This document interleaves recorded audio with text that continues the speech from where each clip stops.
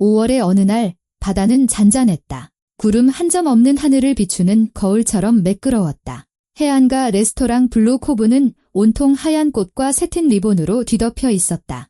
결혼식은 사교계 명사록에 실리고 값비싼 리셉션에서 수군거릴 법한 그런 화려한 행사가 될 예정이었다. 하객들은 웬만한 소도시의 1년 예산을 훌쩍 넘는 가격의 차를 타고 속속 도착했다. 여성들은 오트쿠티르 드레스를, 남성들은 맞춤 정장을 차려입었다. 이곳의 모든 것이 돈과 권력, 그리고 성공을 외치고 있었다. 박하늘은 사람들 눈에 띄지 않으려 애쓰며 테이블 사이를 분주히 오갔다. 23살 교육대학교 사이버 과정 3학년 이트리스. 두어 줄이면 충분할 그녀의 이력이었다. 검은색 스커트, 흰색 블라우스, 레스토랑 로고가 박힌 긴 앞치마. 유니폼은 세일할 때 산저렴한 운동화를 가려주었다. 하늘은 오래전부터 눈에 띄지 않는 법을 터득했다. 이런 곳, 이런 사람들 사이에서는 그것이 최고의 생존 전략이었다. 아가씨, 샴페인. 회색 정장을 입은 남자가 그녀를 쳐다보지도 않고 손가락을 튕겼다. 하늘은 고개를 끄덕이고 돌아서서 바로 향했다. 교대 근무자인 40살쯤 되어 보이는 풍채 좋은 최은숙 씨가 잔을 닦으며 조용히 무언가를 흥얼거리고 있었다. 이봐, 신부 봤어? 은숙이 주빈석 쪽으로 턱짓하며 속삭였다. 물론 예쁘긴 한데 너랑 얼마나 닮았는지 좀 봐. 근데 뭔가 뭐랄까 긴장한 것 같아. 뭔가를 두려워하는 사람처럼 사방을 둘러보잖아. 하늘은 샴페인 잔이 담긴 쟁반을 들고 동료가 가리키는 곳으로 무심코 시선을 던졌다가 그대로 얼어붙었다. 하얀 장미와 난초가 폭포처럼 장식된 테이블에 신부가 앉아 있었다. 윤서연. 몇 분 전 사회자가 그녀를 그렇게 소개했다. 건설 제국의 후계자, 강민혁의 미래 아내.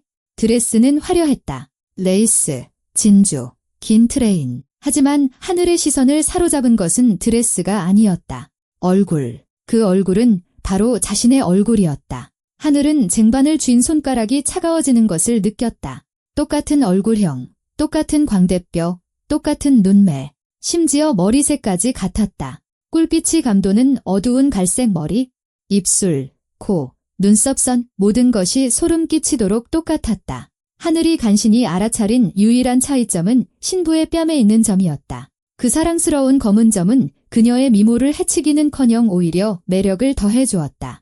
하지만 그 표정, 신부의 얼굴은 진짜 감정 위에 덧씌운 가면처럼 굳어 있었다. 세상에 하늘의 시선을 눈치챈 은숙이 숨을 내뱉었다.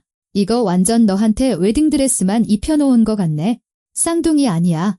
이게 말이 돼?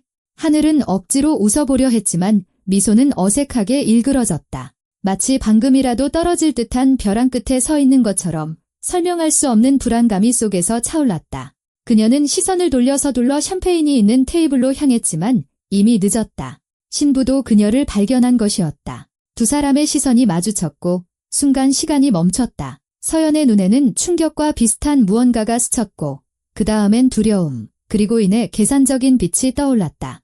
하늘은 그 의미를 미처 파악하지 못했다. 신부는 다시 완벽한 가면을 쓴 채 매몰차게 고개를 돌려 옆에 앉은 신랑에게 무언가 나지막이 속삭였다. 강민혁은 돈과 좋은 유전자를 타고난 이들에게서 흔히 볼 수 있는 전형적인 미남이었다. 훤칠한 키에 다부진 체격, 검은 머리카락과 자신감 넘치는 미소. 30살에 성공한 사업가이자 가업 계승자. 그는 신부의 말에 고개를 끄덕였지만 그의 눈에는 옅은 긴장감이 서려 있었다. 이 결혼식은 그에게 개인적인 행사일 뿐만 아니라 사업적으로도 중요한 이벤트임이 분명했다. 주변에는 그의 사업 파트너, 투자자, 시 관계자 등 사회적으로 명망 있는 사람들이 앉아 있었다. 이 결혼식은 단순한 사랑의 축제가 아니었다. 강씨 가문의 지위와 힘, 그리고 굳건함을 과시하는 자리였다. 하늘은 고개를 들지 않으려 애쓰며 테이블에 잔을 놓았지만 신부가 어깨너머로 힐끗거리며 그녀가 사라지지 않았는지 확인하듯 계속해서 자신을 쳐다보는 것을 느낄 수 있었다. 이상하고 불안한 기분이었다. 하늘씨, 두 번째 테이블의 전체 요리 좀 내가요. 다가온 강희진 매니저가 속삭였다. 언제나 불만 가득하고 늘 바쁜 깡마른 여자였다. 하늘은 고개를 끄덕이고 주방으로 향했다. 김이 서리고 식기 부딪히는 소리가 요란하며 요리사들의 고함이 오가는 그곳에서라면 이 화려함과 시선들, 그리고 자신이 잘못된 곳에 와 있다는 이상한 느낌으로부터 잠시나마 숨을 수 있을 것 같았다. 어이, 신입. 서둘러 팔뚝에 문신을 한 박철민 셰프가 그녀에게 칸 앞에 접시를 내밀었다. 오늘 몽상에 잠길 날 아니야? 이건 그냥 결혼식이 아니라 올해의 행사라고. 강씨 집안은 실수 용납 안 해. 눈밖에 나는 짓 한 번이면 왜 잘렸는지도 모르고 쫓겨날걸. 하늘은 접시를 받아들고 다시 홀로 나갔다. 나지막한 재즈 음악이 흐르고 있었다. 하객들은 웃고 담소를 나누었다. 모든 것이 완벽해 보였다. 너무나도 완벽했다. 마치 누군가 행복의 그림을 그려놓고 생기를 불어넣는 것을 잊은 듯했다. 주빈석에는 신랑의 부모가 앉아 있었다. 희끗희끗한 귀민머리와 무거운 눈빛을 한 50살가량의 거구, 강태준 회장이었다. 옆에는 그의 아내 한 명의 여사가 있었다. 진주 목걸이에 베이지색 정장을 입은 우아한 여인이었다. 그녀는 하객들에게 미소 짓고 있었다. 하늘은 한 여사가 며느리가 될 사람에게 몇 번이고 차갑고 냉정한 평가하는 듯한 시선을 던지는 것을 보았다. 마치 그녀가 며느리 역할을 제대로 수행하는지 점검하는 것 같았다. 하늘은 계속해서 음식을 나르고 빈잔을 치우고 필요할 때마다 미소를 지으며 일했다. 1시간이 흘렀다. 하객들은 점점 더 즐거워했다. 모두가 야외에서 진행될 예식을 기다리고 있었다. 곧 레스토랑에서 바로 시작될 예정이었다. 근데 신부는 왜 저렇게 슬퍼 보이지? 깨끗한 접시 쟁반을 들고 지나가던 은숙이 속삭였다. 자기 날이잖아. 기뻐해야지. 긴장해서 그렇겠죠. 하늘은 스스로도 믿지 않는 말을 나지막이 내뱉었다. 긴장은 무슨 은숙이 코웃음을 쳤다. 저런 신랑감 잡았으면 난 긴장도 안 되겠다. 돈은 썩어나지. 잘생겼지. 뭘 더 바래? 하늘은 아무 말도 하지 않았다. 그녀는 서연을 보며 그게 긴장 때문이 아니라는 것을 알 수 있었다. 이 모든 화려함과 사치 뒤에 감춰진 무언가, 다른 무언가 때문이었다. 그때 신부가 자리에서 일어났다. 잠깐 실례할게요. 그녀가 신랑에게 나지막이 말했다. 민혁은 안경을 쓴 어떤 노신사와 대화에 몰두한 채 고개를 끄덕였다. 서연은 드레스 자락을 그려쥐고 홀 출구 쪽으로 향했다. 하늘은 그녀를 눈으로 줬다가 문득 깨달았다. 신부가 화장실 쪽으로 가고 있었다. 찰나였지만 분명한 그녀의 시선은 바로 자신을 향해 있었다. 하늘의 심장이 빠르게 뛰기 시작했다. 왜인지는 몰랐지만 무언가 일어날 것 같다는 직감이 들었다. 중요한 무언가, 이 하루를 바꿔놓을 무언가가. 몇 분 후, 강 매니저가 그녀에게 손짓했다. 하늘씨, 가서 여자 화장실에 문제 없는지 확인 좀 해요. 냅킨, 비누 같은 것들. 누가 담배 피웠으면 재떨이도 비우고. 하늘은 고개를 끄덕이고 복도를 따라 걸었다. 화장실은 레스토랑의 가장 안쪽 구석에 있었다. 대리석 세면대와 벽면 전체를 덮은 거대한 거울이 있는 널찍한 공간이었다. 하늘이 문을 밀고 들어섰을 때 가장 먼저 눈에 들어온 것은 신부의 모습이었다. 서연은 베일 없이 세면대 앞에 서 있었다. 얼굴은 창백했고 눈은 눈물 때문이 아니라 긴장으로 젖어 있었다. 그녀가 돌아섰고 두 사람의 시선은 거울 속에서 다시 마주쳤다. 몇 초간 침묵이 흘렀다. 두 사람은 그저 서로를 바라보았다. 사회적 지위라는 심연으로 갈라져 있지만 믿을 수 없고 설명할 수 없는 닮은 꼴로 이어진 두 명의 똑같은 여자. 하늘이 먼저 침묵을 깼다. 도움 필요하세요? 목소리는 생각보다 작게 나왔다. 서연이 한 걸음 다가왔다. 하늘은 신부의 손이 떨리는 것을 보았다. 살짝이 아니라 마치 추위에 떠는 것처럼 심하게. 당신도 알잖아요. 서연이 거의 끊어질 듯한 속삭임으로 말했다. 우리 닮았어요. 아주 많이. 그렇죠. 하늘은 무슨 말을 해야 할지 몰라 고개를 끄덕였다. 말이 목구멍 어딘가에 걸려 나오지 않았다. 당신 도움이 필요해요. 서연의 목소리는 더 단단하고 단호해졌다. 옷 갈아입어요. 지금 당장 나랑 옷 바꿔 입어줘요. 제발. 하늘은 뒷걸음질 치다 하마터면 제 발에 걸려 넘어질 뻔했다. 농담이시죠? 아니요. 서연이 그녀의 팔을 붙잡았다. 아플 정도로 꽉 쥐었다. 손가락이 손목을 파고들었다. 내 말 잘 들어요? 난 여길 떠나야 해요. 당장. 1시간, 길어야 1시간 반 안에 돌아올게요. 아무도 알아선 안 돼요. 제발 부탁할게요. 하지만 이건 불가능해요. 하늘은 벗어나려 애썼지만 서연의 소나기는 쇠처럼 단단했다. 당신 결혼식이잖아요. 어떻게 그냥 떠날 수가 있어요? 신랑도 있고 하객들도 있는데 곧 줄에도 도착할 거고요. 할 수 있어요. 해야만 해요. 서연의 목소리에 강철 같은 의지가 실렸다. 내가 꼭 해결해야 할 일이 있어요. 오늘, 지금, 당장. 그러지 않으면 너무 늦어요. 당신은 이해 못하겠지만 설명할 시간이 없어요. 하늘은 그녀를 바라보며 눈앞의 사람이 미친 건지 아니면 절박한 건지 혹은 둘 다인지 판단하려 애썼다. 서연의 눈은 열에 들뜬 듯 이글거렸지만 광기는 없었다. 두려움과 결의, 그리고 절망이 있었다. 누가 알아차리면 어떡해요? 하늘이 숨을 내쉬었다. 전 해고될 거예요. 아니, 그보다 더 심한 일을 당할지도 몰라요. 지금 저한테 무슨 부탁을 하는 건지 아세요? 아무도 모를 거예요. 서연은 이미 드레스 등 쪽의 단추를 풀고 있었다. 손가락은 마치 이 순간을 연습이라도 한 듯 빠르고 능숙하게 움직였다. 우린 너무 닮았어요. 당신을 봐요. 그리고 나를 봐요. 목소리까지 똑같잖아요. 그냥 홀에 서서 미소 짓고 말 많이 하지 마요. 누가 물으면 피곤하다고 해요. 민혁 씨는 지금 하객들 상대하느라 바빠서 귀찮게 안 할 거예요. 난 곧 돌아올 거고 그럼 모든 게 끝나요. 약속할게요. 드레스가 아래로 스르륵 미끄러졌다. 속옷 차림이 된 서연이 그것을 하늘에게 내밀었다. 서둘러요. 시간이 없어요. 하늘은 망설였다. 이 모든 게 미친 짓이며 돌아서서 이 화장실을, 이 레스토랑을 뛰쳐나가 오늘 있었던 모든 일을 잊어야 한다고 온몸이 소리치고 있었다. 하지만 서연의 눈에 서린 그 두려움과 결의에 찬 모습에 말이 목구멍에 걸렸다. 그리고 또 다른 무언가, 하늘 자신조차 설명할 수 없는 무언가가 있었다. 돕고 싶은 마음, 이해하고 싶은 마음, 이 완벽한 그림 뒤에 무엇이 숨겨져 있는지 알고 싶은 마음. 왜 그냥 신랑에게 말하지 못하는 거예요? 하늘이 속삭였다. 그는 당신을 사랑하잖아요. 아마도 그는 이해 못할 테니까요. 서연이 말했다. 저 문밖의 모든 것은 거짓 위에 세워졌으니까. 그리고 난 단 한 가지라도 진짜인 것을 남기기 위해 이 일을 해야만 해요. 단 하나, 그러고 나서 돌아올 거예요. 하지만 지금은 1시간이 필요해요.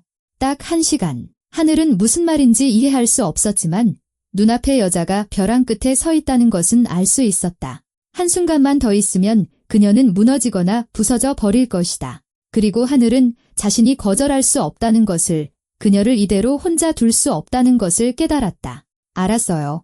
하늘은 자신의 말을 믿을 수 없다는 듯 숨을 내쉬었다. 하지만 딱 1시간이에요. 정확히 1시간. 약속하시는 거죠? 서연이 고개를 끄덕이자 하루 종일 굳어있던 그녀의 얼굴이 처음으로 부드러워졌다. 뺨 위로 눈물 한 방울이 흘러내렸지만 그녀는 재빨리 훔쳐냈다. 고마워요. 당신이 얼마나 큰 도움을 주는지 상상도 못할 거예요. 고마워요. 두 사람은 서둘러 옷을 갈아입었다. 하늘은 무거운 드레스를 입었다. 마치 몸에 꼭 맞게 제작된 것처럼 허리가 예상외로 꽉 끼었다. 서연은 그녀의 소박한 검은 스커트와 흰 블라우스를 입었다. 서연은 하늘의 머리에 베일을 조심스럽게 고정하고 머리카락 몇 가닥을 매만져 뒤로 넘겨주었다. 봐요. 서연이 그녀의 어깨를 잡고 거울 앞으로 돌려 세웠다. 보이죠? 당신이 나고 내가 당신이에요. 하늘은 거울에 비친 자신의 모습을 보며 스스로를 알아보지 못했다. 드레스는 그녀를 변신시켰다. 한 번도 속해본 적 없는 세상의 일부로 만들었다. 그녀는 부유하고 자신감 넘치고 낯설어 보였다. 전 뭘 해야 하죠? 그녀는 속에서 두려움이 차오르는 것을 느끼며 속삭였다. 아무것도요. 그냥 민혁 씨 옆에 서서 고개 끄덕이고 미소 지어요. 그는 지금 하객들이랑 파트너들하고 얘기하느라 바빠서 말을 많이 걸지 않을 거예요. 아버님도 거기 계시고요. 무슨 거래 얘기를 하고 있을 거예요. 중요한 건 당황하지 않는 거예요. 침착하게 있어요. 1시간, 길어야 1시간 반 안에 돌아올게요. 서연은 재빨리 문으로 다가가 복도를 살폈다. 텅 비어 있었다. 그녀는 마지막으로 한 번 돌아보았다. 다시 한 번 고마워요. 이 은혜는 잊지 않을게요. 절대로. 그녀는 요리사들이 담배를 피우고 쓰레기를 내다버리는 직원용 출구를 향해 문 밖으로 사라졌다. 하늘은 홀로 남았다.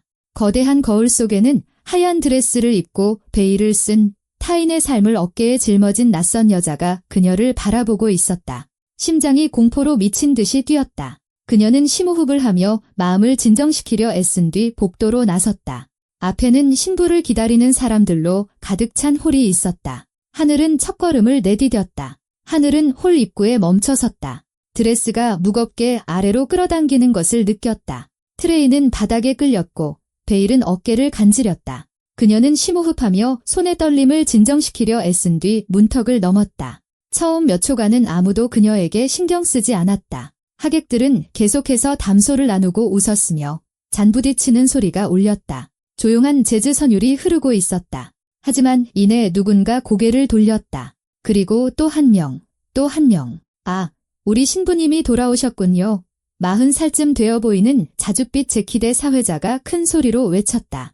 신사숙녀 여러분, 박수 부탁드립니다. 홀은 박수 소리로 터져나갔다. 하늘은 얼어붙었다. 미소를 지어야 할지 고개를 끄덕여야 할지 알 수 없었다. 그녀는 감사하는 듯한 미소를 흉내내며 드레스 자락에 발이 걸리지 않도록 조심하며 천천히 주빈석으로 향했다. 민혁이 자리에서 일어나 그녀에게 손을 내밀었다. 그의 시선이 그녀의 얼굴을 빠르고 냉정하게 훑었다. 하늘은 속이 오그라드는 것을 느꼈다. 이제 들킬 거야. 모든 게 무너질 거야. 민혁은 그녀의 손을 잡고 자리에 앉히는 것을 도왔다. 바로 그 순간 그의 손가락이 멈칫했다. 그는 그녀를 더 가까이 미간을 찌푸리며 쳐다보았다. 눈이 가늘어졌다. 잠깐. 화장은 어디 갔어? 네일이랑 헤어스타일은? 머리도 다른데? 그리고 당신 뺨의 점은? 그가 나지막이 말했지만 목소리에는 날카로운 무언가가 실려 있었다. 하늘은 그대로 굳었다. 심장이 공포로 쿵쾅거렸다. 당신, 그녀랑 아주 닮았지만 서연이가 아니잖아. 민혁이 마치 불에 댄 듯 그녀의 손을 뿌리치며 숨을 내쉬었다. 그는 그녀에게서 눈을 떼지 않은 채 한 걸음 물러섰다. 하객들은 무슨 일이 벌어지는지 눈치채지 못한 채 계속해서 박수를 쳤다. 음악은 계속 흘렀지만 민혁과 하늘 사이에는 마치 벽이 솟아난 듯 했다. 누구야? 그가 더 큰 소리로 물었고 옆 테이블에 있던 몇몇 사람들이 돌아보았다.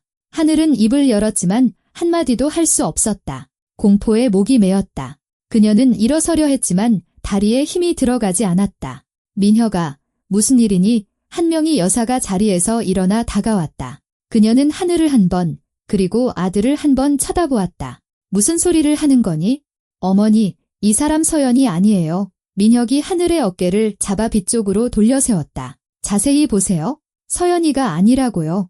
한 명의 여사는 눈을 가늘게 뜨고 더 가까이 다가왔다. 그녀의 시선이 하늘의 얼굴을 훑고 눈과 입술에 머물렀다. 길고 고통스러운 침묵이 몇 초간 이어졌다. 세상에, 그녀가 창백해지며 속삭였다. 민혁이 말이 맞구나. 닮긴 했지만 그 애가 아니야.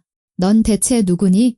하객들은 무언가 잘못되었다는 것을 눈치채기 시작했다. 대화 소리가 잦아들었다. 음악은 계속되었지만 이제 아무도 듣지 않았다. 모든 시선이 주빈석으로 쏠렸다. 여보, 한 명의 여사가 남편을 불렀다. 그녀의 목소리에는 공황 상태가 묻어났다. 여보, 이리 좀 와봐요. 강태준 회장이 육중하고 위협적인 모습으로 일어섰다. 그는 성큼성큼 다가와 하늘을 머리부터 발끝까지 훑어보았다. 여기서 무슨 일이 벌어지고 있는 거야? 그가 으르렁거렸다. 우리 신부가 아닙니다. 민혁이 이를 악물고 말했다. 누군지는 몰라도 서연이가 아닌 건 확실해요. 강 회장은 몸을 숙여 하늘의 얼굴을 들여다보았다. 그의 눈이 가늘어졌고 이마에 핏대가 섰다. 넌 누구냐? 그가 나지막이 하지만 위협적인 목소리로 물었다. 당장 대답해. 신부는 어디 있지? 하늘은 마침내 말할 힘을 냈다. 목소리는 떨렸고 말은 엉켰다. 그분이 저한테 옷을 갈아입어 달라고 부탁했어요. 1시간 안에 돌아오겠다고. 뭐라고? 강 회장이 포효하자 홀 전체가 움찔했다. 넌 대체 정체가 뭐야? 저는 웨이트리스예요. 여기서 일해요? 그분이 급하게 가야 할 곳이 있다고 곧 돌아올 거라고 했어요. 웨이트리스라고 한 명의 여사가 심장을 부여잡았다. 맙서사, 이게 무슨 말도 안 되는 소리야. 민혁아, 당장 서연이 찾아. 민혁은 이미 휴대폰을 꺼내 번호를 누르고 있었다. 그는 수화기를 귀에 대고 기다렸다. 얼굴은 점점 더 어두워졌다. 안 받아요. 그가 내뱉었다. 전화기가 꺼져 있어요. 경호팀, 강 회장이 소리쳤다. 그러자 검은 정장을 입은 두 남자가 즉시 테이블로 달려왔다. 모든 출입구 봉쇄해. 아무도 내보내지 마. 신부 찾아. 당장. 경호원들은 고개를 끄덕이고 흩어졌다. 한 명은 무전기에 대고 무언가 말했고 다른 한 명은 직원용 출구로 달려갔다. 하객들은 자리에서 일어나 웅성거리기 시작했다. 누군가는 휴대폰을 꺼내 촬영하기 시작했다. 사회자는 무대 위에서 어쩔 줄 몰라 하고 있었다. 그의 얼굴은 당혹감으로 가득했다. 무슨 일이에요? 화려한 드레스를 입은 한 부인이 물었다. 신부한테 무슨 일이라도 생긴 건가? 남자들 중 누군가 추측했다. 저 여자는 우리 신부가 아니에요. 한 명의 여사가 날카롭게 소리쳤다. 그 애는 도망쳤어요. 자기 결혼식에서 도망쳤다고요. 그럼 저 사람은 누구죠? 하객들은 아무도 바꿔치기를 눈치채지 못했다며 놀라워했다. 도망쳤다는 말이 폭발처럼 홀 전체에 퍼져나갔다. 하객들은 경악했다. 웅성거리는 소리, 질문, 추측이 난무하기 시작했다. 민혁이 하늘의 팔을 잡아 아플 정도로 꽉 쥐었다. 어디로 갔어? 당장 말해. 몰라요. 하늘은 벗어나려 애썼지만 그의 소나기는 쇠처럼 단단했다. 아무 말도 안 했어요. 그냥 옷 갈아입어 달라고 하고 떠났어요. 거짓말. 민혁이 그녀를 더 가까이 끌어당겼다. 그의 얼굴이 그녀의 얼굴 몇 센티미터 앞까지 다가왔다. 내가 그딴 헛소리를 믿을 것 같아. 너희 둘 짜고 한 짓이지. 무슨 꿍꿍이야. 아니에요. 전 오늘 그분을 처음 봤어요. 맹세해요. 민혁아, 그만 놔줘. 한 명의 여사가 아들의 어깨에 손을 얹었다. 경호팀이 처리하게 둬. 우린 서연이를 찾아야 해. 이게 얼마나 큰 재앙인지 알겠니? 이 도시의 절반이 여기 와 있어? 언론도, 당신 아버지 파트너들도. 이건 망신이야. 민혁은 손가락에 힘을 풀고 하늘을 밀쳤다. 그녀는 하마터면 넘어질 뻔했다. 강 회장이 그녀의 팔꿈치를 잡아 부축했다. 저 여자, 매니저 사무실로 데려가 복도에서 돌아온 경호원 중 한 명에게 그가 명령했다. 신부가 돌아올 때까지 거기 가둬둬. 공범이라면 톡톡히 대가를 치르게 될 거다. 경호원은 고개를 끄덕이고 하늘의 팔을 잡았다. 따라오시죠. 하늘은 수십 개의 시선을 온몸으로 느끼며 순순히 그를 따라갔다. 하객들은 호기심과 비난, 그리고 의아함이 뒤섞인 눈으로 그녀를 쳐다보았다. 은숙은 벽에 기댄 채 입을 가리고 서 있었다. 강 매니저는 주방 문틈으로 내다보았다. 그녀의 얼굴은 백지장처럼 하였다. 복도를 지나자 경호원이 작은 사무실 문을 열었다. 책상 하나, 의자 2개, 서류장이 전부였다. 그는 하늘을 안으로 밀어넣고 문을 잠갔다. 여기 꼼짝 말고 있어. 그가 툭 내뱉고는 나가버렸다. 하늘은 홀로 남았다. 그녀는 의자에 주저앉아 머리에서 베일을 벗어 던지고 두 손으로 얼굴을 감쌌다. 눈물이 눈을 태울 듯 뜨거웠지만 흐르지 못하게 막았다. 지금은 안 돼. 여기선 안 돼. 내가 무슨 짓을 한 거지? 그녀는 생각했다. 맙서사, 내가 대체 무슨 짓을 한 거야? 문 밖에서는 목소리, 빠른 발소리, 누군가의 고함 소리가 들렸다. 그러다 모든 것이 조용해졌다. 몇 분이 흘렀는지 혹은 30분이 흘렀는지 하늘은 시간 감각을 잃었다. 문이 벌컥 열렸다. 민혁이 들어왔고 그 뒤로 강 회장과 태블릿을 든 또 다른 경호원이 따랐다. 찾았어요. 하늘이 고개를 들며 물었다. 찾았지. 강 회장이 무미건조하게 대답했다. CCTV로. 직원 출구로 나가서 택시 타는 걸 봤어.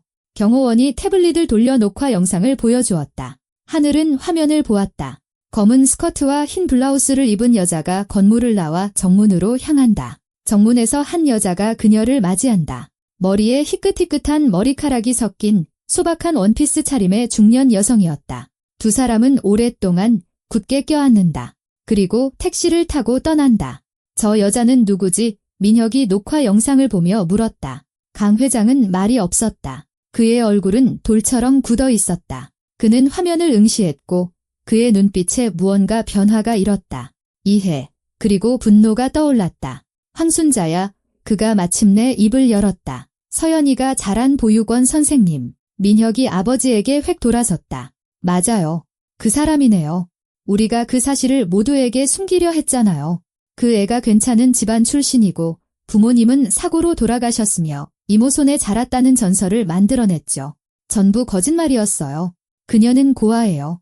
17번보육권 출신. 하늘은 제 귀를 의심하며 듣고 있었다. 민혁은 꼼짝 않고 서 있었다. 그의 얼굴이 서서히 창백해졌다. 이제 모든 진실이 밝혀지겠군요. 사무실로 들어오던 한 명의 여사가 끼어들었다. 당신도 그 전설에 동의했잖아요. 그게 더 낫다고. 당신 파트너들이 진실을 알면 이해하지 못할 거라고 했으면서. 저는 민혁이 손으로 얼굴을 쓸어내렸다. 저는 그녀가 동의한 줄 알았어요. 상관없어 하는 줄 알았다고요. 상관없지 않았어요. 하늘이 조용히 말하자 세 사람 모두 그녀를 돌아보았다. 그녀는 두려워했어요. 제가 봤어요. 이 결혼을 원치 않았어요. 닥쳐, 강 회장이 으르렁거렸다. 내가 뭔데 여기서 함부로 짓거려? 넌 공범이야. 그 애가 도망치는 걸 도왔다고. 전 몰랐어요. 하늘이 의자에서 벌떡 일어섰다. 그녀는 아무 설명도 없이 그냥 도와달라고만 했어요. 그래, 물론 넌 바로 동의했겠지. 한 명의 여사가 비꼬듯 쏘아붙였다. 가난한 웨이트리스가 부잣집 신부를 돕는다라. 로맨틱하네. 얼마 받았어? 아무것도요. 아무것도 받지 않았어요. 하늘은 속에서 분노가 끓어오르는 것을 느꼈다. 제가 동의한 건 그분이 힘들어 보였기 때문이에요. 절망에 빠져 있었기 때문이라고요? 당신들은 모두 당신들의 게임을 하면서 그분을 다른 사람으로 만들려고 했잖아요. 내가 감히 한 여사가 앞으로 나서며 손을 치켜들었지만 민혁이 그녀의 손목을 가로챘다. 어머니, 그만하세요. 그는 하늘을 쳐다보았다. 이 사람 말이 맞아요. 우리 모두의 잘못이에요. 제 잘못이라고요. 제가 서연이에게 연기를 강요했어요. 자신이 누구인지 숨기도록 강요했죠. 그리고 이제 그녀는 자신을 아무 조건 없이 사랑해준 유일한 사람에게로 도망친 거예요. 한 명의 여사는 손을 내리고 돌아섰다. 강 회장은 계속해서 창가에 서서 바다를 바라보고 있었다. 이제 어떡하죠? 민혁이 아버지에게 물었다. 하객들은 기다리고 있고 줄에도 도착했어요. 모두 신부가 도망쳤다는 걸 알아요. 이건 스캔들이라고요. 신부의 건강 문제로 결혼식이 취소되었다고 발표해 강 회장이 돌아보지 않은 채 말했다. 하객들에게 돌아가 달라고 요청하고 레스토랑에는 불편을 끼친 데 대한 보상금을 지불하고 내일 기자회견을 열어서 적당한 버전을 만들어내. 버전이요. 민혁이 씁쓸하게 웃었다. 어떤 버전요? 우리가 신부에게 자신의 과거를 부끄러워하도록 강요해서 도망쳤다는 버전. 민혁아, 순진하게 굴지 마. 한 여사가 아들에게 돌아섰다. 우린 진실을 말할 수 없어. 우리 평판, 우리 사업, 모든 게 위태로워. 얼마나 많은 사람이 우리의 실패를 기다리는지 알아? 알아요. 민혁은 어머니를 바라보았다. 그의 눈에는 피로와 실망감이라는 새로운 감정이 담겨 있었다. 우리가 모든 것을 거짓 위에 세웠다는 걸 알아요. 그리고 이게 그 결과고요. 그는 돌아서서 사무실을 나갔다. 한 명의 여사는 하늘에게 마지막으로 차가운 시선을 던지고 아들을 따라 나섰다. 강 회장이 남았다. 그는 마침내 돌아서서 하늘을 보았다. 넌 해고야. 내가 그렇게 조치하지? 짐 싸서 꺼져. 그리고 여기서 있었던 일에 대해 입 다물어. 그렇지 않으면 후회하게 될 거다. 전 이미 후회하고 있어요. 하늘이 나지막이 대답했다. 강 회장은 문을 쾅 닫고 나갔다. 복도에 서 있던 경호원이 그녀에게 고개를 끄덕였다. 옷 갈아입고 빨리 꺼져. 하늘은 직원실로 들어가 사물함에서 청소부의 작업복을 꺼냈다. 드레스를 벗어 의자에 남겨두고 작업복을 입은 뒤 복도로 나섰다. 홀은 텅 비어 있었다. 하객들은 흩어졌고 음악은 멎었다. 웨이터들만이 테이블을 치우고 식탁보를 접고 먹다 남은 음식을 내가고 있었다. 은숙이 다가와 그녀를 안았다. 하늘아, 무슨 일이야? 다들 내가 신부 도망치는 거 도왔다던데 사실이야? 모르겠어요. 하늘이 지친 목소리로 대답했다. 아마도요. 전 그냥 돕고 싶었을 뿐이에요. 이제 어떻게? 이제 전 실업자죠. 하늘은 웃어 보이려 했지만 잘 되지 않았다. 집에 가야겠어요. 그녀는 1시간 전 서연이 나갔던 바로 그 직원 출구를 통해 밖으로 나갔다. 해는 이미 서쪽으로 기울어 물 위에 반사되고 있었다. 바다는 파도를 해안으로 밀어내며 철썩거렸다. 하늘은 출구 계단에 앉아 무릎을 감싸 안았다. 피로가 한꺼번에 몰려왔다. 그녀는 눈을 감고 지난 2시간 동안 일어난 모든 일을 머릿속에서 지우려 했지만 소용없었다. 머릿속에서는 여러 이미지가 맴돌았다. 두려움과 결의에 찬 서연의 얼굴, 속았다는 것을 깨달았을 때의 민혁의 얼굴, 차갑고 계산적인 한 명의 여사의 얼굴. 그들은 모두 거짓말을 했어. 하늘은 생각했다. 모두 연기를 하고 있었지? 그리고 오직 서연이만이 그 거짓으로부터, 그 감옥으로부터 도망칠 결심을 한 거야. 그녀는 눈을 뜨고 바다를 보았다. 파도는 인간의 드라마에는 무심한 채 계속해서 해변으로 밀려왔다. 저 도시 어딘가에서 서연은 행복할 것이다. 조건 없이, 거짓 없이. 그리고 하늘은 여기 계단에 앉아 있었다. 일자리를 잃었지만 왠지 자신의 선택을 후회하지 않았다. 그녀는 도왔다. 그 대가가 컸을지라도 그녀는 도왔다. 그리고 그것이 다른 무엇보다 중요했다. 하늘은 일어나서 떠날 힘이 나지 않아 20분 정도 더 계단에 앉아 있었다. 도시는 저녁 어스름에 잠기기 시작했다. 가로등이 켜지고 창문에는 불이 밝혀졌다. 멀리 해변 카페에서 음악 소리가 들려왔다. 블루 코브 레스토랑에서 일어난 일과는 무관하게 삶은 계속되고 있었다. 마침내 그녀는 일어나 작업복을 털고 버스 정류장을 향해 천천히 걸었다. 긴 하루 끝에 다리는 욱신거렸고 머리는 깨질 듯 아팠다. 집에 가서 침대에 쓰러져 모든 것을 잊고 싶었다. 버스는 10분 후에 도착했다. 하늘은 창가에 앉아 차가운 유리에 이마를 기댔다. 창밖으로 익숙한 거리, 상점, 집, 공원이 스쳐 지나갔다. 평범한 도시의 평범한 삶. 하지만 마음속 무언가가 변해 있었다. 마치 오늘 하루가 그녀 영혼의 무언가를 흔들어 세상이 생각보다 더 복잡하고 혹독하게 져 있다는 것을 보여준 듯했다. 집에 도착한 하늘은 신발을 벗고 부엌으로 가 수돗물을 한 잔 따라 단숨에 마셨다. 한 잔 더 마신 뒤 식탁에 앉아 두 손에 머리를 묻었다. 침묵이 그녀를 짓눌렀다. 휴대전화가 진동했다. 은숙에게서 온 메시지였다. 하늘아, 괜찮아. 제발 답장 좀 해줘. 걱정돼. 하늘은 짧게 답장을 보냈다. 집이에요. 괜찮아요. 고마워요. 그러자 모르는 번호로 또 다른 메시지가 왔다. 강희진입니다. 내일 오전 10시에 레스토랑으로 와요. 할 얘기가 있어요. 하늘은 미간을 찌푸렸다. 왜 오라는 걸까? 해고당했는데. 강태준 회장은 분명히 말했다. 짐 싸서 꺼져. 어쩌면 공식적으로 해고 절차를 밟으려는 걸까? 아니면 다른 무언가? 그녀는 답장하지 않고 휴대폰을 내려놓고 샤워하러 갔다. 뜨거운 물이 피로를 씻어냈지만 불안감은 가시지 않았다. 생각은 계속 맴돌았다. 지금 서연은 어떻게 지낼까? 돌아왔을까? 아니면 자신에게 강요된 삶에서 영원히 떠났을까? 밤새 뒤척였다. 낯선 사람들 사이에서 하얀 드레스를 입고 서 있는데 모두가 비난의 눈초리로 쳐다보는 이상한 꿈을 꾸다 깨기를 반복했다. 아침에 그녀는 무거운 머리를 안고 녹초가 된 채 일어났다. 강 매니저와의 약속 시간까지는 1시간 반이 남아 있었다. 하늘은 진한 커피를 내리고 입맛 없이 샌드위치를 먹은 뒤 나갈 채비를 했다. 청바지에 평범한 티셔츠, 운동화 차림이었다. 거울에 비친 자신을 보았다. 창백한 얼굴, 눈 밑에 다크서클, 헝클어진 머리. 어제 그 화려한 드레스를 입었을 때와는 전혀 다른 모습이었다. 마치 몇 시간 동안 우연히 벗어났던 진짜 자기 삶으로 돌아온 것 같았다. 레스토랑은 고요했다. 주차장은 거의 비어 있었고 직원차 몇 대만 서 있었다. 하늘은 직원 출입구로 가서 문을 밀었다. 안에서는 세제와 갓 구운 빵 냄새가 났다. 요리사들은 점심 연회를 준비하고 있었다. 하늘씨, 자신의 사무실에서 나오던 강 매니저가 그녀를 불렀다. 들어와요.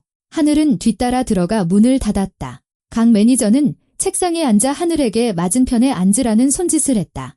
있잖아요. 어젯밤에 오래 생각했어요. 강 매니저가 책상 위에 두 손을 모으며 입을 열었다. 상황이 물론 말도 안 되게 돌아갔지만 하늘씨 잘못이 아니란 건 알아요. 신부가 직접 부탁했잖아요. 당신은 그냥 도와준 것뿐이고 어리석긴 했지만 악의는 없었죠. 하늘은 이 얘기가 어디로 흘러가는지 몰라 잠자코 있었다. 강 회장님 댁에서는 당신을 해고하라고 요구했어요. 강 매니저가 말을 이었다. 그리고 형식적으로는 그렇게 해야 했죠. 하지만 제가 나중에 레스토랑 사장님과 얘기하면서 상황을 설명했어요. 그분은 합리적인 분이라 해고 사유가 없다고 하시더군요. 당신은 어떤 규정도 어기지 않았고 아무것도 훔치지 않았으며 레스토랑에 해를 끼치지도 않았어요. 강 회장님 댁은 고객이지 주인이 아니니까요. 하늘은 천천히 숨을 내쉬었다. 정말 해고되지 않는 걸까? 결론은 강 매니저는 대화 내내 처음으로 미소를 지었다. 계속 일할래요? 물론 당신이 원한다면?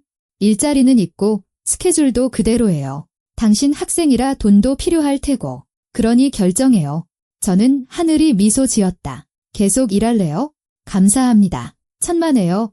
강 매니저가 고개를 끄덕였다. 다만 이런 일은 다시 없도록 해요. 알겠죠? 더 이상 신부로 변신하는 일은 없는 걸로. 하늘이 피식 웃었다. 약속할게요. 좋아요.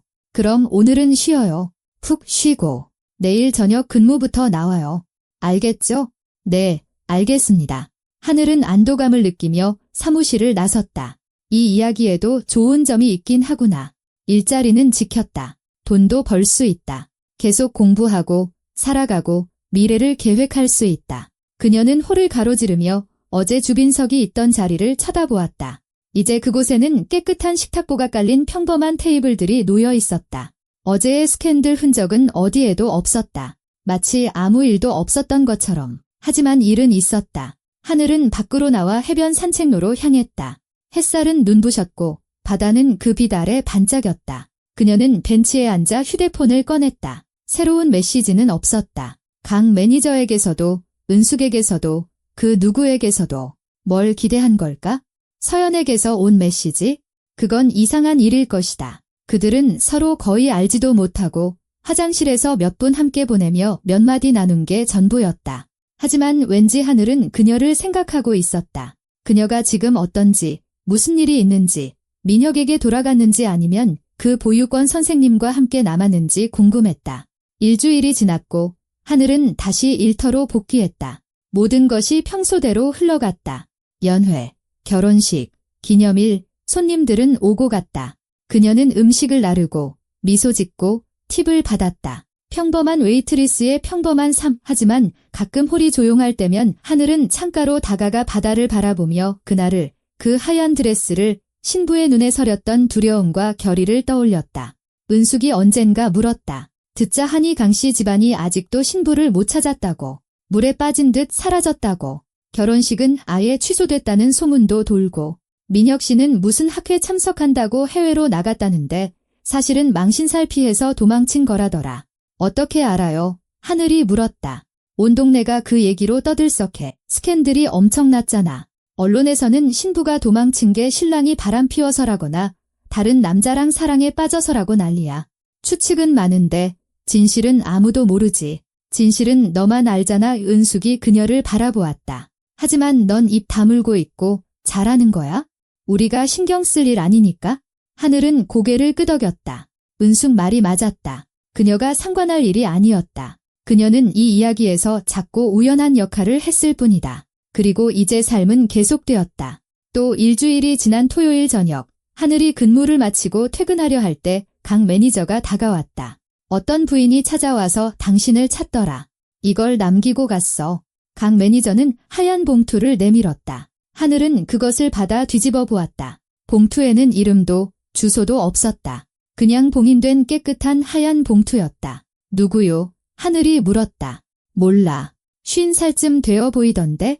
수수한 스카프 두른 분이었어. 신부가 보냈다고 하더라. 이 강 매니저가 말을 흐렸다. 하늘의 심장이 덜컥 내려앉았다. 그녀는 고개를 끄덕였다. 감사합니다. 강 매니저는 떠났고 하늘은 봉투를 손에 쥔 채 서 있었다. 몇 초간 그녀는 열어볼 엄두도 내지 못하고 그저 바라보기만 했다. 그러다 조심스럽게 봉투 가장자리를 찢고 편지지를 꺼냈다. 글씨는 단정하고 깔끔했다. 하늘씨, 고마워요. 당신은 자신도 모르는 사이에 저를 구했어요. 저는 황순자 선생님께 갔어요. 조건 없이, 다른 누군가가 되라는 요구 없이, 그저 저라는 존재만으로 저를 사랑해준 유일한 분이에요. 저에겐 어머니 같은 분이죠. 저는 민혁 씨에게 돌아가지 않을 거예요. 저 자신을 부끄러워하도록 강요받았던 그 삶으로 돌아가지 않을 거예요. 거짓말하는데 지쳤어요. 좋은 집안 출신의 완벽한 신부 역할을 하는데 지쳤어요. 선생님은 여기서 300km 떨어진 작은 마을에 사세요. 그곳에선 아무도 강씨 집안도, 결혼식도, 스캔들도 몰라요. 그곳에서 저는 그냥 선생님이 한때 키우고 딸처럼 사랑했던 리사일 뿐이에요. 아무것도 묻지 않아주어서 고마워요. 도와주어서 고마워요. 이 은혜 잊지 않을게요. 저보다 더 큰 행운이 당신에게 깃들기를 바라요. 진짜 자신과 꾸며낸 자신 사이에서 선택해야 하는 상황에 절대 놓이지 않기를. 서연. 하늘은 편지를 2번 읽었다. 그리고 조심스럽게 접어 다시 봉투에 넣었다. 목이 메었지만 눈물이 흐르지 않도록 참았다. 그렇구나. 서연은 돌아가지 않았다. 자유를 선택했다. 자신을 선택했다. 하늘은 레스토랑을 나와 해변 산책로로 향했다. 저녁은 따뜻했고 바다는 조용히 철썩였다. 하늘에는 별들이 하나둘 모습을 드러내기 시작했다. 그녀는 익숙한 벤치에 앉아 편지를 꺼내 다시 읽었다.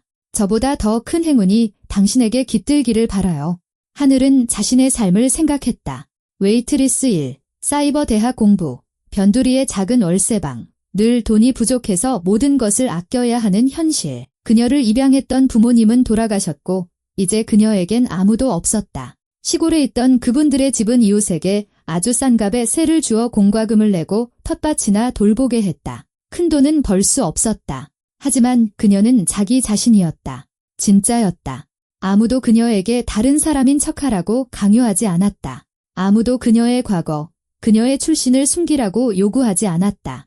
그녀는 자유로웠고 그것은 세상의 모든 돈보다 중요했다. 하늘은 자리에서 일어나 산책로를 따라 천천히 걸었다. 바다는 철썩거렸고 파도는 해안으로 밀려왔다. 저곳 300km 떨어진 곳에서 서연은 새로운 삶을 시작하고 있었다. 거짓 없는 삶, 그리고 여기 이 도시에서 하늘에게도 삶이 있었다. 소박하지만 정직한 삶, 그리고 어쩌면 그것이 진정한 행복일지도 모른다. 다음 날 하늘은 오전 근무에 나섰다. 레스토랑에서는 지역 사업가의 생일 기념 소규모 연회가 있었다. 하객은 30명 정도. 분위기는 과하지 않고 차분했다. 하늘은 평소처럼 거의 무의식적으로 일했다. 손은 저절로 음식을 나르고 접시를 치우고 음료를 따랐다. 머릿속은 다른 생각으로 가득했다. 저녁에 해야 할 공부, 교육학 리포트를 제출하고 시험 준비를 해야 했다. 연회가 끝난 후 강 매니저가 하늘을 불렀다. 하늘 씨, 안내 데스크에 전화 왔어요. 하늘은 의아했다. 누가 직장 번호로 전화를 했을까? 그녀는 카운터로 가서 수화기를 들었다. 네, 여보세요. 박하늘 씨 되십니까? 낯선 공식적인 톤의 남자 목소리가 물었다. 네, 맞습니다만 저는 김도현 변호사라고 합니다. 윤서연 씨의 법률 대리인을 맡고 있습니다. 그 이름 아시죠? 네, 하늘은 속이 철렁 내려앉는 것을 느끼며 나지막이 대답했다. 제 의뢰인께서 당신과 연락해달라고 요청하셨습니다. 직접 만나서 몇 가지 논의하고 싶어 하십니다. 괜찮으시겠습니까? 잘 모르겠네요. 무슨 일로요? 사적인 문제입니다. 그녀가 꼭 만나고 싶어 합니다. 시간은 오래 걸리지 않을 겁니다. 오늘 저녁이나 내일, 편하신 때에. 하늘은 망설였다. 왜 서연이 자신을 만나고 싶어 할까? 더 이상 논의할 게 뭐가 있을까? 알겠습니다. 그녀가 마침내 말했다. 오늘 저녁 어디서요? 해변 산책로에 있는 화이트 세일 카페에서 7시에 뵙죠. 괜찮으시겠습니까? 네, 괜찮아요. 좋습니다. 그럼 그때 뵙겠습니다. 전화가 끊겼다. 하늘은 수화기를 든 채 무슨 일이 벌어지는지 이해하지 못하고 서 있었다. 왜 서연이 만나고 싶어 하는 걸까? 그리고 왜 변호사를 통해서? 저녁에 하늘은 약속 시간 10분 전에 카페에 도착했다. 화이트 세일은 바다가 보이는 작고 아늑한 곳이었다. 그녀는 창가 테이블을 골라 차를 주문했다. 정확히 7시 한 여자가 들어왔다. 머리에 스카프를 두른 소박한 회색 원피스 차림의 중년 여성이었다. 하늘은 그녀를 바로 알아보았다. CCTV 영상 속의 바로 그 여자, 황순자였다. 여자는 테이블로 다가와 맞은편에 앉았다.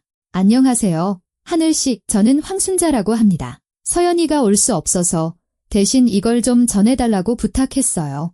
안녕하세요. 하늘이 대답했다. 무엇을요? 황순자는 가방에서 또 다른 봉투를 꺼내 테이블 위에 놓았다. 이건 서연이가 보낸 거예요. 그리고 그녀는 작은 상자를 하나 더 꺼냈다. 당신이 해준 일에 대해 감사를 표하고 싶어 했어요. 필요 없다고 말할 거 알지만 부디 받아주세요. 서연이에게는 중요한 일이에요. 하늘은 상자를 열었다. 안에는 작은 열쇠 모양 펜던트가 달린 얇은 은목걸이가 들어있었다. 이건 상징이에요. 황순자가 설명했다. 자유의 열쇠. 서연이는 당신이 그 열쇠를 찾는 걸 도와줬다고 말했어요. 그래서 당신도 이 열쇠를 가졌으면 좋겠다고요. 하늘은 무슨 말을 해야 할지 몰랐다. 그녀는 목걸이를 들어 살펴보았다. 소박하지만 아름다웠다. 감사합니다. 그녀가 속삭였다. 그녀에게 잘 지내서 기쁘다고 전해주세요. 전할게요. 황순자가 미소 지었다. 그 애는 행복해요.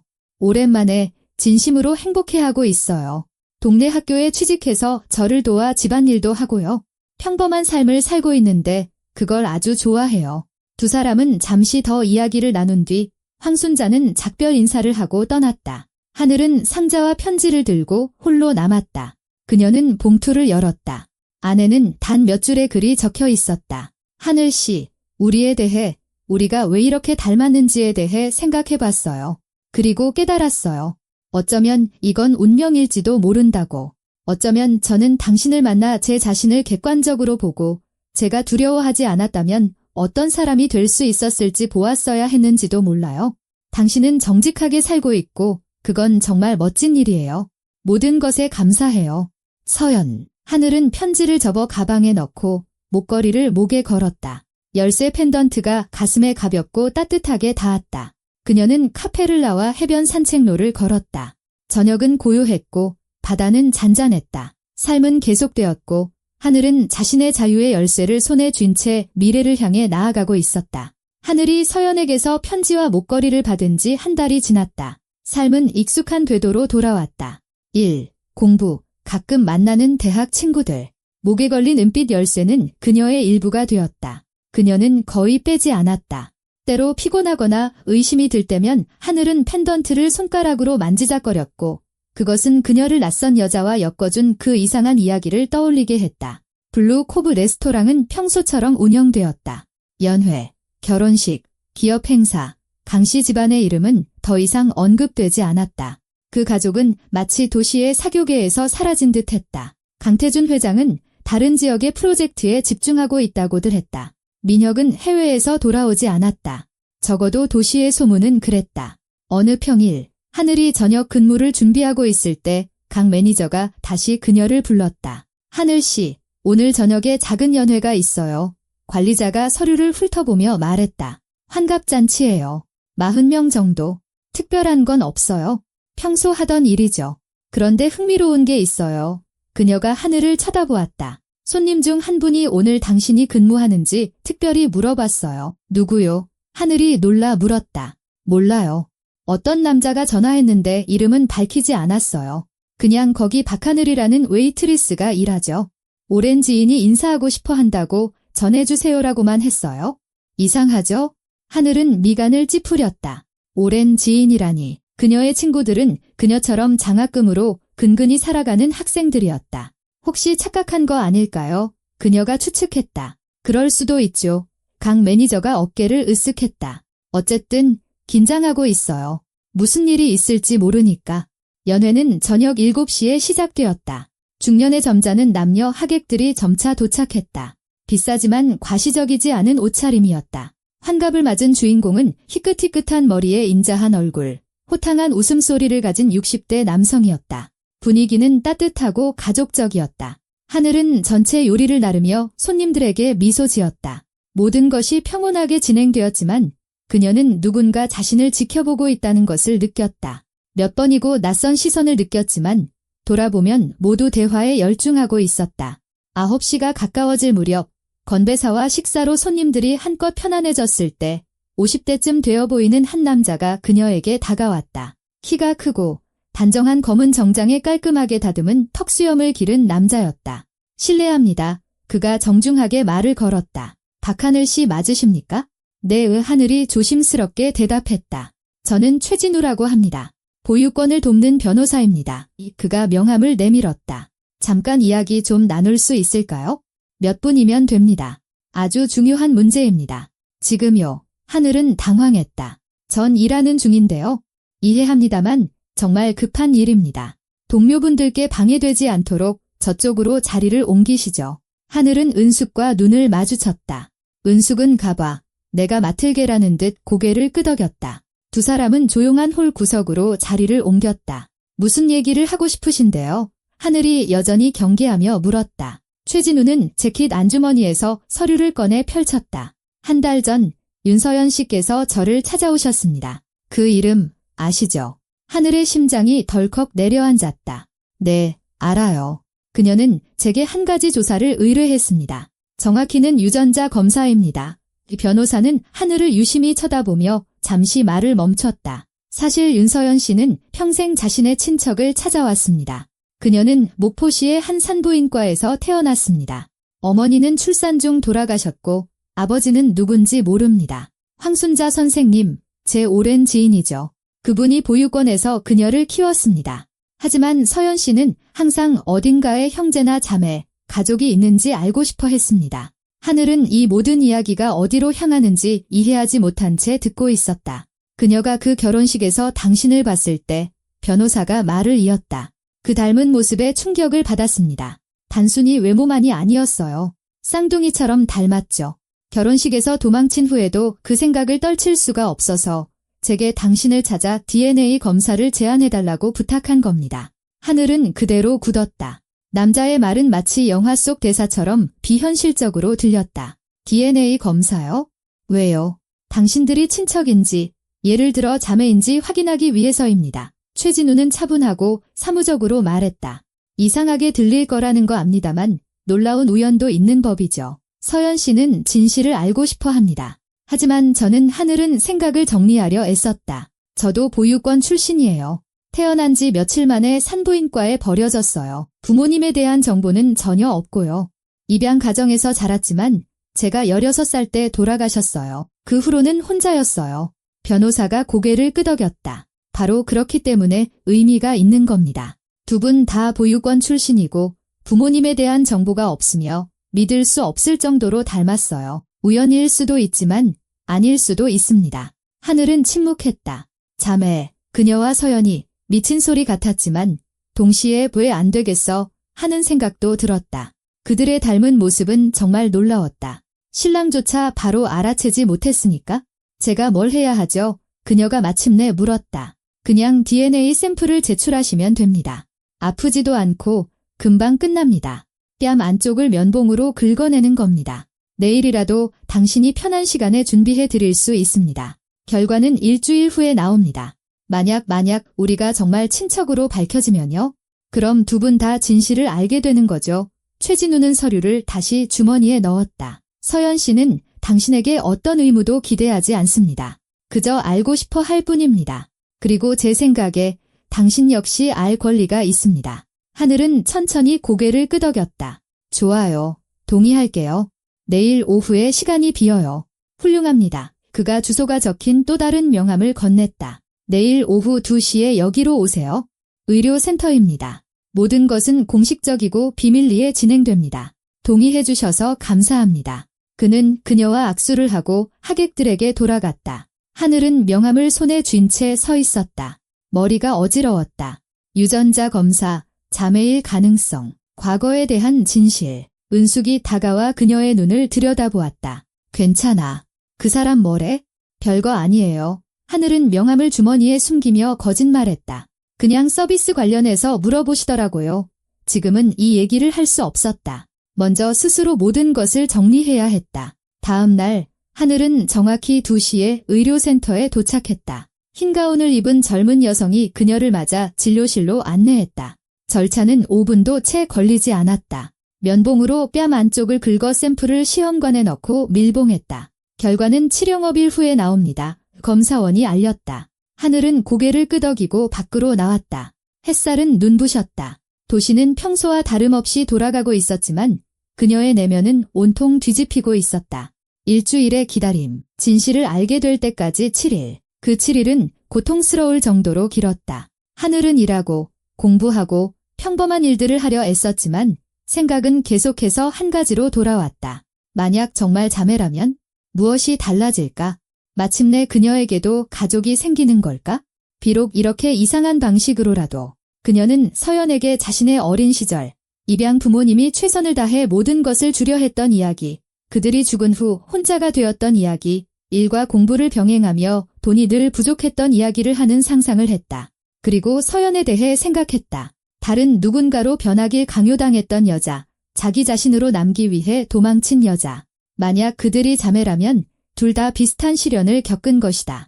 둘 다 세상에서 자신의 자리를 찾고 있었다. 둘 다 자기 자신의 권리를 위해 싸웠다. 마침내 8일째 되는 날 최진우 변호사에게서 전화가 왔다. 하늘 씨, 결과가 나왔습니다. 클리닉으로 오실 수 있겠습니까?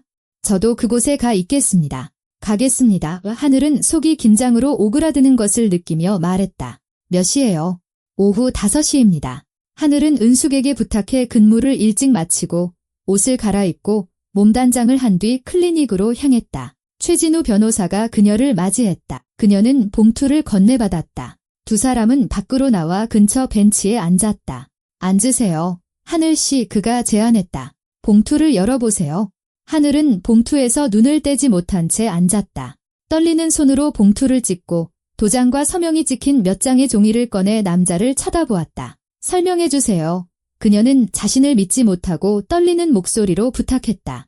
유전자 검사 결과 당신과 윤서연 씨는 생물학적 자매인 것으로 나타났습니다. 그냥 자매가 아니라 쌍둥이입니다. 하늘의 주위 세상이 흔들리는 듯했다. 쌍둥이요. 그녀가 쉰 목소리로 되물었다. 네, 일란성 쌍둥이입니다. 일치 확률 99.9%입니다. 최진우는 그녀에게 서류를 건넸다. 여기 전문가 소견서가 있습니다. 모두 공식적으로 인증된 것입니다. 하늘은 서류를 보았지만 글자들이 눈앞에서 흐릿하게 번졌다. 쌍둥이, 그녀와 서연이, 쌍둥이, 함께 태어났지만 어째서인지 헤어졌다. 한 명은 황순자 선생님이 보유권으로, 다른 한 명, 그녀는 다른 도시의 산부인과에 버려졌다. 왜요? 그녀가 속삭였다. 왜 우릴 갈라놓았을까요? 그건 저도 모릅니다. 이 남자가 대답했다. 아마 우리가 결코 알 수 없는 어떤 사정이 있었을 겁니다. 하지만 사실은 사실입니다. 당신들은 자매이고 이제 두 분 다 그걸 알게 된 겁니다. 하늘은 두 손으로 얼굴을 감쌌다. 눈물이 마침내 터져나왔다. 길고 쓰라리지만 동시에 안도감을 주는 눈물이었다. 평생 그녀는 자신에게 혈육이 아무도 없다고 생각했다. 그런데 알고 보니 어딘가에 자매가 있었다. 쌍둥이가. 그녀 자신의 일부가. 서연 씨도 알아요. 그녀가 눈물을 닦으며 물었다. 아니요. 오늘 결과를 알려줄 겁니다. 그녀는 당신을 몹시 만나고 싶어 할 겁니다. 준비가 되셨다면요. 준비됐어요. 하늘이 단호하게 말했다. 하늘은 변호사 사무실을 나와 저녁 도시를 길도 분간하지 못한 채 오랫동안 걸었다. 쌍둥이, 자매. 평생 그녀에게 추상적이었던 단어들이 갑자기 현실이 되었다. 그녀는 휴대폰을 꺼내 서연에게 메시지를 보냈다. 번호는 변호사가 준 서류에 적혀 있었다. 서연 씨, 알게 됐어요. 믿을 수가 없네요. 내일 만나요. 답장은 거의 즉시 왔다. 하늘 씨, 저도 방금 알았어요. 저도 믿기지 않았어요. 하지만 사실이에요. 우리 마침내 서로를 찾았네요. 내일 봐요, 동생. 화이트 세일 카페, 오후 3시, 동생. 하늘은 그 단어를 몇 번이고 다시 읽었다. 눈물 사이로 미소가 번졌다. 그녀에게 가족이 생겼다. 다음 날 하늘은 약속 시간 10분 전에 화이트 세일 카페에 도착했다. 손이 떨릴 정도로 긴장됐다. 차를 주문했지만 손도 대지 않았다. 정확히 3시 카페 문이 열렸다. 서연이 들어왔다. 두 사람은 서로를 바라보았고 그 불발된 결혼식 날처럼 다시 한번 단순히 닮은 사람이 아니라 자기 자신의 반영을 보았다. 하나의 온전한 것의 두 조각. 서연이 다가와 맞은편에 앉았다. 몇 초간 침묵하다가 테이블 너머로 손을 내밀었다. 하늘은 그녀의 손을 잡았다. 안녕, 동생. 서연이 조용히 말했다. 안녕. 하늘이 대답했고 눈물이 다시 뺨을 타고 흘렀다. 두 사람은 손을 잡고 앉아 있었다. 말이 필요 없었다. 가장 중요한 것은 이미 알고 있었으니까. 그러고 나서 두 사람은 오랫동안 이야기했다. 어린 시절에 대해, 삶에 대해, 각자가 겪어야 했던 일들에 대해. 서연은 보유권, 황순자 선생님, 그리고 민혁과 그녀가 도망쳐 나온 그 삶에 대해 이야기했다. 하늘은 자신의 입양 가족, 그들이 죽은 후의 외로움, 일과 공부에 대해 이야기했다. 있잖아, 날이 어두워지고 카페에 불이 켜졌을 때 서연이 말했다. 난 항상 누군가가 부족하다고 느꼈어. 마치 내 일부가 어딘가에서 길을 잃은 것처럼. 그리고 이제 그 일부를 찾았어. 널 찾았지? 나도 그래. 하늘이 고백했다. 항상 혼자였지만 온전하다고 느끼지 못했어. 이제야 그 이유를 알겠어. 두 사람은 더 자주 만나기로 약속했다. 서연은 300km 떨어진 곳에 살았지만 2주에 한 번씩 오겠다고 약속했다. 하늘도 그녀에게 가서 동생이 사는 곳을 보고 싶었다. 저녁에 해변 산책로에서 작별 인사를 할 때 서연은 하늘을 진심으로 굳게 껴안았다. 그때 도와줘서 고마워. 내가 아니었다면 난 도망치지 못했을 거고 나 자신을 찾지도 너를 찾지도 못했을 거야. 우리가 서로를 찾은 거지. 하늘이 미소 지으며 바로잡았다. 그리고 그게 가장 중요해. 두 사람은 헤어졌지만 이제 이것은 끝이 아니라 시작이었다. 새로운 이야기의 시작. 평생 서로에 대해 모르고 살다가 마침내 만난 두 자매의 이야기. 하늘이 진실을 알게 된 지 3개월이 지났다. 그녀의 삶을 완전히 바꿔놓은 3개월. 이제 그녀는 더 이상 혼자가 아니었다. 그녀에게는 자매가 생겼다. 그냥 자매가 아니라 쌍둥이, 운명이 한때 잔인하게 앗아갔다가 이제 돌려준 그녀 자신의 일부였다. 서연은 2주마다 찾아왔다. 그들은 만나서 해변 산책로를 걷고 세상 모든 것에 대해 이야기하며 추억과 꿈, 미래에 대한 계획을 나누었다. 만날 때마다 그들이 단순히 외모만 닮은 것이 아니라는 사실이 더욱 분명해졌다. 유머 감각, 삶에 대한 관점, 습관 등 많은 공통점이 있었다. 둘 다 바다를 사랑했고 거짓을 싫어했으며 소박한 인간적인 행복을 꿈꿨다. 하늘도 이 3개월 동안 2번 서연에게 갔다. 동생이 황순자 선생님과 함께 사는 작은 마을은 조용하고 아늑했다. 나무로 된 집, 좁은 골목, 5월의 라일락 향기. 황순자는 하늘을 친딸처럼 맞아주고 껴안고 입 맞추고 식탁에 앉혔다. 내 두 딸들. 그녀는 숨길 수 없는 기쁨으로 자매를 바라보며 말했다. 세상에 어쩜 이렇게 똑같이 생겼니? 서연은 동네 학교 도서관에서 일하며 저학년을 위한 독서 동아리를 이끌었다. 소박하지만 행복하게 살았다. 비싼 드레스도 사교 모임도 없었다. 평범한 사람의 평범한 삶, 그리고 그것이 바로 그녀가 원했던 것이었다.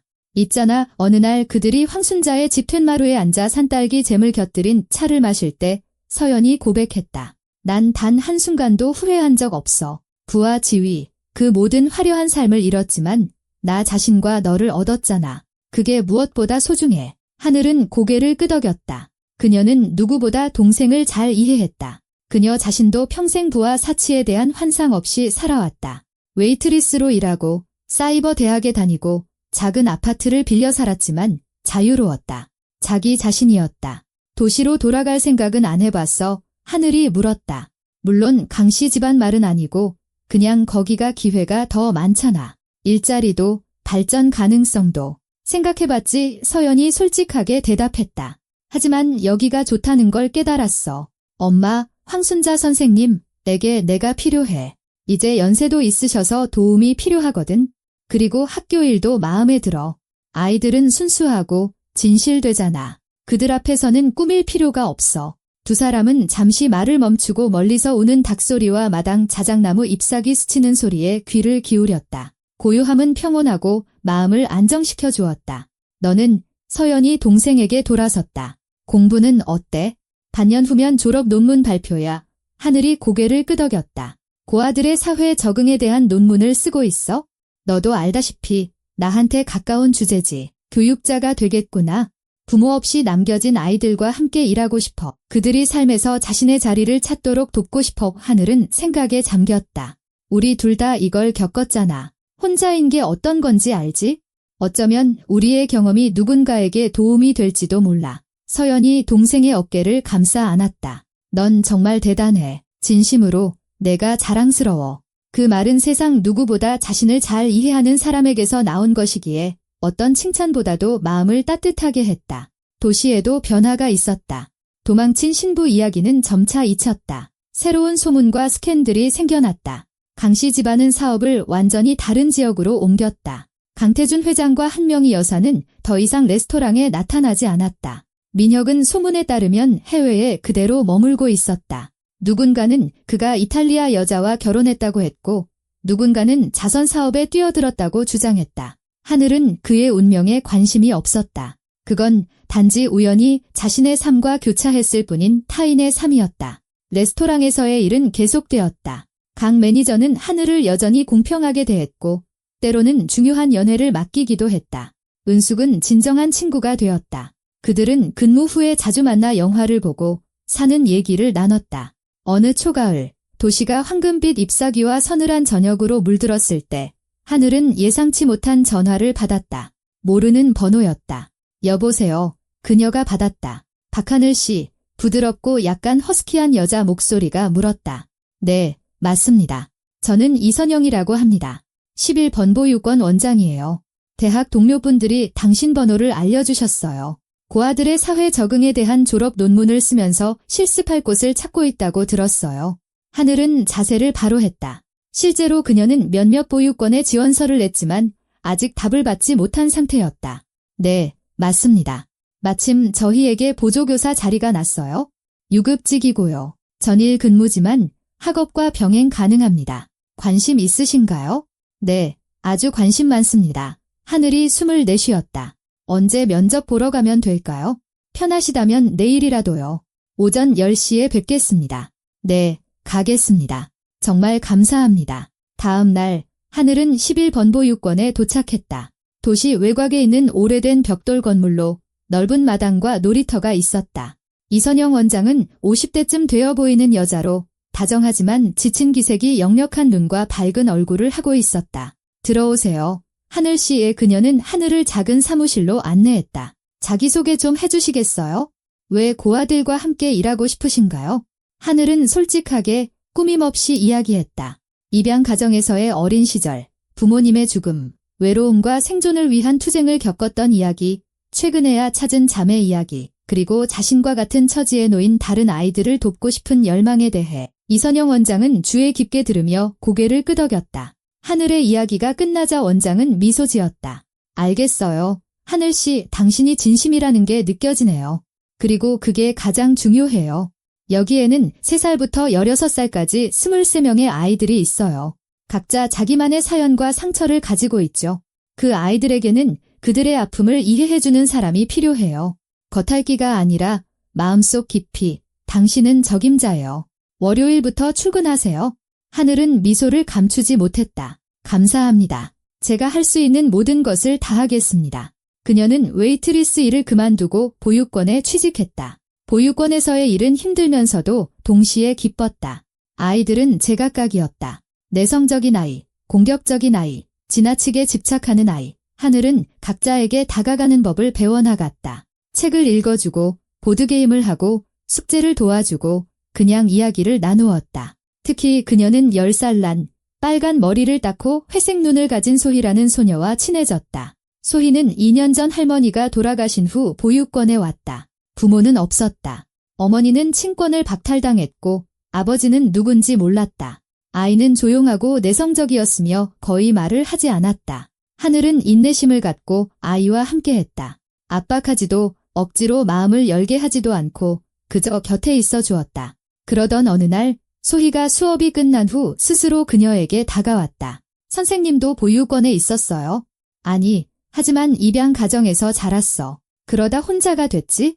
공부하고, 일하고, 세상에서 내 자리를 찾으면서 지냈어. 하늘은 소녀 옆에 쭈그려 앉았다. 힘들었지만 이겨냈어. 너도 이겨낼 수 있을 거야. 소희야. 꼭. 소녀는 생각에 잠기더니 조용히 물었다. 선생님은 이제 가족이 있어요.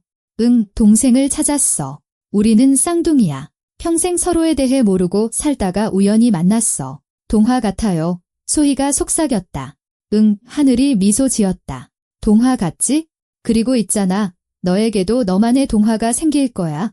바로는 아닐지 몰라도, 내가 기대하는 방식이 아닐지 몰라도 꼭 생길 거야. 가장 중요한 건 희망을 잃지 않는 거야. 소희가 그녀를 아이처럼 꽉 껴안았다. 하늘은 마음속에서 따뜻한 무언가가 퍼져나가는 것을 느꼈다. 그녀는 자신의 소명을 찾았다. 그것이 바로 살아갈 이유였다. 그날 저녁, 하늘은 서연에게 전화해 새로운 직장에 대해 이야기했다. 정말 기쁘다. 동생이 외쳤다. 넌 정말 가치 있는 일을 하고 있어? 아이들을 돕는 거잖아. 그건 어떤 돈이나 지위보다 중요해.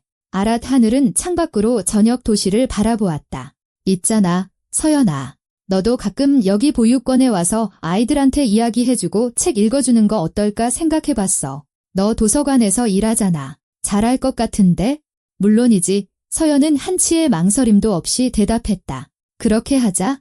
다음에 갈 때 꼭 내 아이들한테 들를게. 2주 후 서연이 왔고 두 사람은 함께 보육원으로 갔다. 아이들은 처음에는 놀라움에 찬 눈으로 자매를 쳐다보았다. 똑같이 생긴 두 여자, 쌍둥이, 이윽고 서연이 동화를 읽기 시작하자 모두 숨을 죽이고 들었다. 소희가 하늘에게 다가와 속삭였다. 저분이 선생님 동생이에요. 응. 정말 닮았어요. 거울 보는 것 같아요. 우린 쌍둥이니까. 태어났을 때 헤어졌다가 다시 서로를 찾았어. 그리고 이제 영원히 함께하는 거예요. 소희의 목소리에는 희망이 담겨 있었다. 응, 이 하늘이 단호하게 대답했다. 이제 영원히. 가을이 겨울로 바뀌었다. 보육원에서는 연말을 준비하며 크리스마스 트리를 장식하고 학예회를 연습했다. 하늘은 아이들의 의상 준비를 돕고 시를 외우게 했다. 일은 많았지만 피곤함을 느끼지 못했다. 오히려 매일이 기쁨과 의미를 가져다 주었다. 서연도 계속해서 찾아왔다. 이제 그녀는 단순히 동생을 방문하는 것이 아니라 이 삶의 일부, 보육원의 일부가 되었다. 아이들은 그녀를 사랑했고 그녀가 오기를 기다렸으며 그녀가 나타나면 기뻐했다. 연말 전날 밤, 보육원 전체가 불빛으로 반짝이고 아이들이 트리 주위에서 웃고 춤출 때 하늘과 서연은 신선한 공기를 마시러 현관으로 나갔다. 있잖아, 서연이 별이 빛나는 하늘을 보며 말했다. 가끔은 모든 일이 그렇게 되어야만 했던 것처럼 느껴져. 그 결혼식, 너의 도움, 나의 도주, 나를 찾아가는 과정. 이 모든 게 우연이 아니라 운명이 우리를 서로에게 이끈 것 같아. 그럴지도. 하늘이 고개를 끄덕였다. 아니면 우리가 스스로 운명을 만든 걸지도 모르지. 넌 자유를 선택했고 난 다른 사람을 돕는 걸 선택했어. 그리고 우린 여기 함께 있잖아. 함께. 서연이 동생을 껴안으며 되뇌었다. 두 사람은 서로에게 기댄 채 연말 불빛에 잠긴 도시를 바라보았다. 삶은 계속되었다. 사랑과 진실, 그리고 희망이 있는 새로운 삶. 또다시 반년이 흘렀다. 하늘은 대학을 우등으로 졸업했다. 그녀는 보육원에서 정식 교사로 일해달라는 제안을 받았고 망설임 없이 수락했다. 서연도 가만히 있지 않았다. 그녀는 아동문학 온라인 강좌를 시작했고 황순자 선생님을 도와 마을에 작은 어린이 도서관을 세우는 일을 도왔다. 삶은 충만하고 행복했다. 자매는 2주마다 만나는 것을 계속했다. 그것은 그들이 결코 어기지 않는 전통이 되었다. 때로는 하늘이 서연에게 가고 때로는 서연이 도시로 왔다. 그들은 걷고 이야기하고 계획을 세웠다. 어느 만남에서 하늘은 서연에게 민혁에 대해 생각하는지 물었다. 있잖아, 난 그를 원망하지 않아. 그도 나처럼 그 시스템의 인질이었어. 내가 먼저 빠져나왔을 뿐이지. 그도 자신의 길을 찾았다니 기뻐. 응, 이 하늘이 동의했다. 누구에게나 자기만의 길이 있는 거지? 중요한 건 그 길을 정직하게 걷는 거야. 두 사람은 더 이상 강씨 집안을 떠올리지 않았다. 그 이야기는 과거에 남았다. 교훈으로, 경험으로, 새로운 삶의 출발점으로. 그리고 삶은 앞으로 나아갔다. 하늘은 계속해서 아이들과 함께 일하며 그들이 자신과 미래를 믿도록 도왔다. 서연은 자신의 도서관을 발전시키며 아이들에게 책에 대한 사랑을 선물했다. 자매는 함께였다. 물리적으로 늘 곁에 있는 것은 아니었지만 혈연과 이해, 그리고 사랑이라는 보이지 않는 끈으로 항상 연결되어 있었다. 그리고 몇 년 후, 그 회색 눈의 빨간 머리 소녀 소희가 입양 가정을 찾아 보육원을 떠날 때 그녀는 작별 인사로 하늘을 껴안고 속삭였다. 감사합니다. 선생님은 희망이 없다고 생각될 때조차도 희망이 항상 있다는 걸 보여주셨어요. 하늘은 미소 지으며 소녀를 꽉 안아주었다. 이걸 기억해. 언제나. 소희는 떠났지만 다른 아이들이 남아있었다. 그리고 하늘은 자신이 필요한 한 그들 곁에 여기에 있을 것임을 알았다. 왜냐하면 그녀는 자신의 자리, 자신의 소명, 자신의 가족을 찾았기 때문이다. 그리고 행복은 더 이상 도달할 수 없는 무언가처럼 보이지 않았다. 그것은 바로 여기에 매일매일 아이들의 모든 미소 속에 동생과의 모든 만남 속에 있었다. 소박하고 정직하고 진실된 행복이었다.